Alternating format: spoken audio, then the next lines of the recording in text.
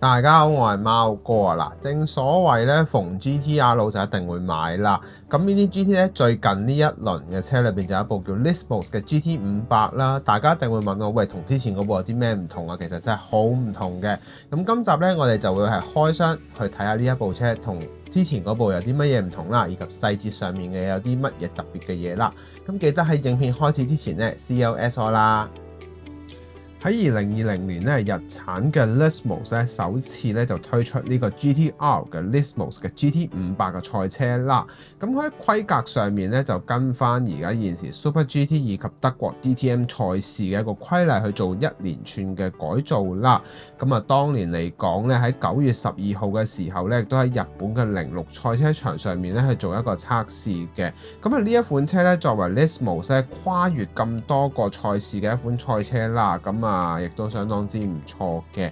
咁啊，其後佢亦都出戰呢個 Super GT 啦。咁整個2021年嘅賽季入面咧，得到9戰7勝嘅一個戰績嘅。咁啊，14個賽季入面咧，總共錄得41次嘅冠軍啦。咁啊，真係好乸勁抽啊！咁啊，其中咧，咁呢部車其實咧喺各樣嘅性能亦都得到提升，以及一啲改裝之餘咧，咁喺機器嘅部分咧，亦都去到592匹啦。咁啊，機器用上咗呢個3.8公升嘅雙 Turbo NR20A 嘅 V6 機器啦。咁啊，輸出達到啱啱都有講啦，592匹嘅非常之強勁嘅馬力啦。咁好啦，我哋又睇下成架車嘅整體結構。好啦，咁大家咧見到呢一部車啦，咁其實咧點解一嚟到咧就攞咗今次呢一部要講嘅 Nismo 之外咧，亦都講翻上次嗰部藍色啦。咁啊，大家有啲朋友咧唔睇咧就喂，其實兩部車都差唔多，其實咧就真係大有不同嘅。咁其實我都有喺呢一架藍色車入面有講過 GT300嘅組別啦。咁大家如果有興趣嘅話咧，可以睇翻資訊欄嘅右上角咧，就可以睇翻關於300同埋500之間嘅關係圖啦。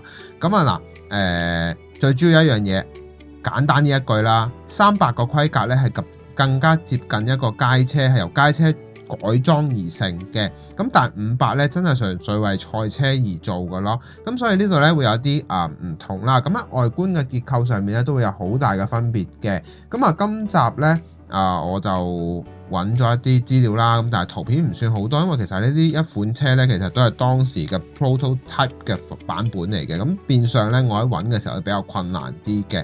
好啦，咁我哋鏡頭一轉啦，咁啊就主力講下關於呢一架車嘅資料啦。好啦，咁大家咧頭先啱啱就講過關於翻嗰兩架車嘅分別之餘咧，亦都講下今集嘅最主要嘅戲肉啦。咁其實咧呢一部車咧就係Nismo 嘅喺2021年所發布嘅版本啦。咁大家劈頭第一句就係喂，我上網揾咧，其實都係一啲碳纖維嘅喎，咁但係點解會咁㗎？咁其實我翻查翻資料咧，其實呢一部車咧喺9月12號06賽車場上面咧，係測試嘅版本上面的而且確係冇任何嘅配飾嘅，即係碳纖維，全個車架你噏得出嘅所有嘢咧，都基本上換晒碳纖啦。咁但係實際咧喺正式嘅正賽版本上面咧，就需要有塗裝啦。於是乎咧就用上咗一個啞黑色嘅設計嘅，咁全車咧用上咗啞黑色之外咧，即係一個燒半光澤啦，我叫佢用上咗半光澤，配上一啲紅色嘅日產嘅字眼啦，以及一啲塗裝啦，成個設計咧非常之特別，以及喺一啲細節位咧會有所唔同嘅。咁我會由頭講到落尾啦，咁我哋先從車頭嘅部分講起啦。好啦，咁首先咧，第一個嚟到嘅部分，當然係睇下車頭嘅部分啦。咁其實整個車頭部分咧，值得留意嘅係有幾個地方嘅。第一個，我係先從車頭嘅頭泵把下面嘅呢一啲組件嘅位置，包括風刀啦，以及一啲頭鏟嘅位置，最緊要中間呢一個雷射頭咧，其實係喺 prototype 嘅時候咧係有做到一個製作嘅。咁 Mini GT 咧喺呢一個位置咧，亦都有做到一個刻畫啦，咁做得非常之好啦。咁兩邊嘅風刀咧，基本上用咗膠件嘅設計啦，咁厚薄度亦都適中啦，令到你唔會覺得有一種好似好厚嘅感覺。呢一個位咧，其實值得一讚。其實咧，佢近呢即係下半年，即係我應該咁講，2024年之後嘅嘢咧，我覺得佢做得非常之薄噶啦，已經係好屈機噶啦。咁同埋咧，亦都有一種吉手嘅感覺啦。咁我亦都咁講過，之上一集已經講過啦，有吉手嘅感覺即係咩啊？佢做得非常之銳利啊、精神同埋清楚嘅。咁呢一度咧都睇得非常之清楚啦。咁第二個部分咧就係車頭燈嘅部分啦。咁大家一定會劈頭第一句問我，喂，點解佢車頭燈呢一個白色嘅呢個日間行車燈呢一個效果會咁奇怪嘅？咁我翻查翻資料咧。喺2021年咧，06賽車場喺訓練嘅時候咧，的而且確係真係咁嘅樣嘅。嗰個天使眼咧，唔係，應該係嗰個日間行車燈呢個位置咧，呢個 LED 行車燈真係咁粗嘅。咁啊，其後喺正賽嘅時候咧，就得到咗改善啦。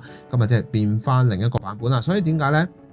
呢度會好厚啊，所以大家唔好以為喂，點解係咪 Mini GT 印厚咗或者各樣嘢，就絕對唔係嘅。另外第二個部分啦，當然就係喺嗰個日間行車燈入面嘅一啲大燈位置啦，依然都係清晰可見嘅。咁可見佢哋嘅做工亦都紮實啦。呢啲唔需要講噶啦，印刷就更加唔需要講啦，非常清晰銳利啦。咁啊，值得留意嘅係咩呢？就係兩邊嘅沙板位置啦。第一，其實真車嘅圖案入面咧，呢一個沙板嘅呢一個鯊魚腮位置呢，係非常之貼近沙板嘅位置啦，兩邊嘅平均度十足嘅，以及呢。喺一個側側地嘅畫面會大家睇得非常清楚咧，就係一個鯊魚腮嘅位置啦。呢一個位置咧，佢有十足嘅傾斜度，級與級之間嘅效果咧，係我正想要嘅嘢啦。咁啊，營造到嗰種戰鬥氛圍之外咧，令到整體嘅感覺亦都非常之良好嘅。咁啊，嚟到另一點啦，車頭冚嘅部分啦，由於佢用咗啞黑色嘅設計啦，咁但係咧呢種啞黑色咧冇令到佢喺線條上面有任何嘅流失啦，喺斜度方面以及深度方面咧亦都足夠嘅，所以令到我覺得，做得相當之唔錯啦。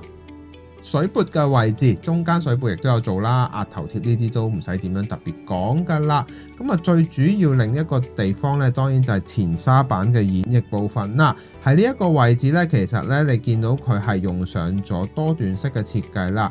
嗱，其實咧喺我未做呢一架車嘅未爆俾大家睇之前咧，其實咧呢一架車咧已經係我做過一個簡單嘅去協調啦。咁其實咧佢好聰明㗎。喺呢一啲位置，因為其實金屬件咧喺製作上面咧冇可能做到有種吉手嘅感覺嘅，咁所以咧喺呢一度咧佢係做得非常之好，用咗用一啲膠件咧去混合埋車身嘅結構，但係咧呢種調和度咧係做得非常之出色嘅，我係冇諗到係咁樣咯，咁所以就非常之靚仔啦，以及陣我哋先講呢一部分嘅位置啦。咁另一點啦，車鈴嘅部分啦，米芝蓮車胎嘅 logo 咧非常清晰銳利嘅，以及一個快拆鈴鎖嘅位置亦都有做到啦，呢啲亦都做得非常之好嘅。咁好啦，我哋又講下車側嘅部分咯。好啦，嚟到車側嘅部分啦，首先我哋第一個部分當然要留意啦，點解其實我擰嚟擰去咧，即係啱啱擰咗呢一邊咧，因為呢邊比較值得啲講嘅。第一個位置咧，其實咧係側裙，我哋先唔講車窗嘅部分先。側裙嘅呢一份組件咧，其實咧從真車嘅圖片睇到咧，其實佢係採用多段式嘅每一片增加下壓力嘅位置，呢一度咧其實佢做得非常之靚啊。雖然佢係膠件，真實嗰個係碳纖啦，咁但係老實講嗰句啊，如果做到咁樣咧，我真係冇乜話要特別要求佢做，因為已經成個型啊係出晒嚟之餘咧，好鬼靚每一個部分。其實咧呢架車咧，我之前有收藏過一啲其他牌子，例如Tomica 啦，咁但係當然 Tomica 係玩具級數啦，咁嚟到商品嘅級數以及精品級數咧 ，Mini GT 絕對係嘅。咁我自己咧喺呢一度咧做咗一個小細節啦，就係關於呢一個碳纖紋理嘅呢個處理啦。咁啊呢個位置其實係一個出氣口嚟嘅。咁咧呢一度咧亦都係我做咗碳纖去做翻個補強嘅動作啦，以及車窗玻璃嘅位置呢一度咧。兩個入油箱嘅位置咧做得非常之銳利之餘咧，最重要係咩啊？你可以從反光嘅位置可以睇得出咧每一點嘅細節嘅。咁啊，最後啦，第三點嘅部分當然就係後沙板嘅演繹啦。嚟到後沙板呢一個位置咧，當然要做個突出咧，其實佢呢一架車個精髓位喺邊咧？就係喺嗰個後沙板嘅呈現部分嘅。我覺得佢做得非常之好啦。點解咧？第一點。佢車門後面呢一個位置伸延至車尾嘅部分呢，佢係由淺深再由淺咁樣一個流線型嘅設計嘅，而車尾嘅下面嘅一個尾擾流嘅部分咧，同樣地咧係有做到一個碳纖紋嘅處理嘅，非常之好啦。咁啊嗱，嚟到轉翻另一邊啦，就會較為簡單少少嘅。咁咧會睇到咧，其實係整體我自己咁睇啦。呢一份膠件咧，我估啊 Mini GT 應該花咗唔少嘅時間喺呢一度處理嘅。咁啊，令到點樣可以令到整體嘅感覺唔會有嗰種塑膠感啊，而係呈現到嗰種應該要有嘅質感咧。呢度亦都花咗唔少嘅心機啦。咁啊，另一點啦，車頂嘅部分啦，咁呢啲唔使講噶啦，呢啲花紋都係清晰嘅。咁啊，值得留意嘅部分當然就係尾窗嘅部分嘅。尾窗嘅呢一度咧，其實係做咗個電鍍效果啦。其實我過往都未見過電鍍，即係除咗嗰一次我同阿 Grant 咧去做一個訪談入面咧，會見到嗰款Parasonic 嗰一款嘅車咧，後面亦都用咗電鍍嘅玻璃面啦。咁呢啲非常之，而且佢個乾淨度十足嘅，係啦。咁啊，成個側面車身體咧係非常之有連貫性啦，以及一個整合性咧都非常之強嘅一個，今次喺作品上面表達得非常之強勁嘅。好啦，我哋又睇下車後嘅部分啦，即係車尾部分。好啦，嚟到車尾嘅部分啦，咁其實第一個部分咧，我值得留意嘅咧，當然先唔講後面呢個車身嘅問題先，我哋先講後面車尾嘅部分咧，我可以咁講同大家講，非常之靚仔。其實咧，佢基本上係忠實還原到應該要有嘅線條啦，甚至尾擾流入面嘅零件組件咧，亦都清晰可見嘅。最後係咩啊？另一點就係四盞尾燈咧，終於叫做完咗我嘅夢想啦！平時佢哋都係用咗上色件嘅，今次終於喺內部進行上色以及分開個顏色咧，呢度終於完成咗啦，非常之靚啊！我期待已久嘅畫面終於出現啦！整體嚟講，呢一款 GT-R 咧，可以話係我非常之中意嘅一款嚟嘅。咁啊，好啦，我哋又打開個內籠俾大家睇下啦。好啦，嚟到內籠嘅部分啦，咁其實咧呢一個內籠部分亦都值得一讚嘅。咁嚟到呢一度啦，首先我係揾唔到圖片嘅，咁我只可以參照翻2019年當時測試嘅版本去嘗試還原啦。咁啊嗱，值得驚喜嘅地方當然有幾個嘅。第一，水喉位置咧，呢個我唔知呢個究竟係氧氣喉啊，定係一啲其他嘅喉嘴位置咧？呢度有做翻嗰個細節位，所以我就用翻白色，因為真車咧亦都用咗白色啦。第二點嘅位置啦，係一啲關於一啲機件嘅機械件嘅位置咧，亦都有細節咁刻畫到嘅。咁我呢度咧亦都做咗一個銀色嘅表達啦。咁啊，另外一點咧，喺車門嘅門板位置咧，喺呢一啲位咧亦都有細節咁去做咗。我用一個金屬嘅槍灰色啦，去營造去配搭一個銀色嘅車架去做一個設計嘅。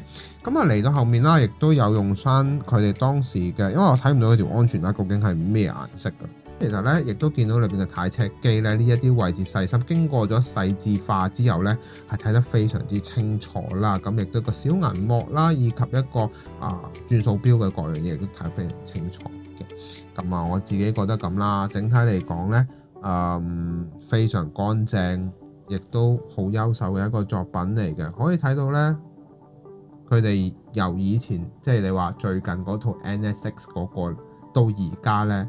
大家可以見到嗰個感覺係啲乜咯，即係我唔需要多講嘅，大家可以睇到嗰個細節係唔同嘅，非常之高質素嘅一款車啦。咁呢一架車咧，由內到外都係細節滿滿嘅，咁啊亦都可以話係我今年10大喜愛之車其中一款 GT-R 啦。咁啊好啦，我哋合翻埋架車，好啊，今集嘅可購買指數啦。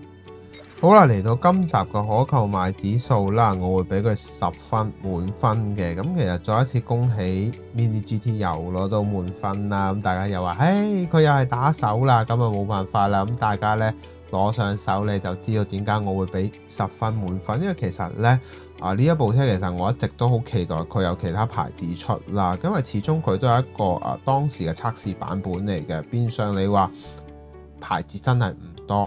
咁Mini GT 亦都好有心推出呢一款車啦，整體嘅膠件以及金屬件嗰種一體成型嘅感覺非常之強嘅，平衡感亦都十足啦。咁我亦都係睇得非常之清楚嘅一啲膠件嘅位置，而內部結構咧亦都係睇到 Mini GT 咧為咗今次呢個 Super GT 呢一個位置去做一個升級啦，整體嚟講非常之好㗎，咁啊可以話係我本年度10大我最中意嘅車款之一嚟嘅。好啦，我哋做總結啦。好啦，咁大家已經睇晒成條片啦。咁其實我知道咧呢部車咧其後亦都會推出唔同嘅版本啦。咁我哋應該值得期待下嘅。咁下一集咧，我哋會開啲咩呢？咁啊，下個禮拜就當然係呢個澳門格蘭披治嘅重頭戲啦。咁啊，亦都係我哋香港嘅一位車手盧思浩呢。咁其實佢喺上個禮拜嘅排位賽入面咧，非常之出色嘅表現啦。咁我哋當然打鐵趁熱都會講下嘅。咁啊，下一條片咧，亦都係我第一個 channel，即係第一條片啊，係開1:43嘅車嘅。咁啊，記得值得留意，期待一下啦。咁啊，如果你覺得呢條影片好嘅話咧，希望可以俾個 like 我啦。最緊要就係俾留言話俾我知你嘅諗法啦。最緊要係咩啊？因為其實咧我唔知道我自己而家拍出嚟嘅質素係點。雖然我自己覺得 OK，咁但係你哋覺得 O 唔 OK 咧？真係留言話我知，冇所謂㗎，即係最緊要你話俾我知，因為我好想知道自己拍出嚟係咪真係你哋想要嘅嘢咯。咁啊，但係只係咁啦。咁啊，我哋下集見啦。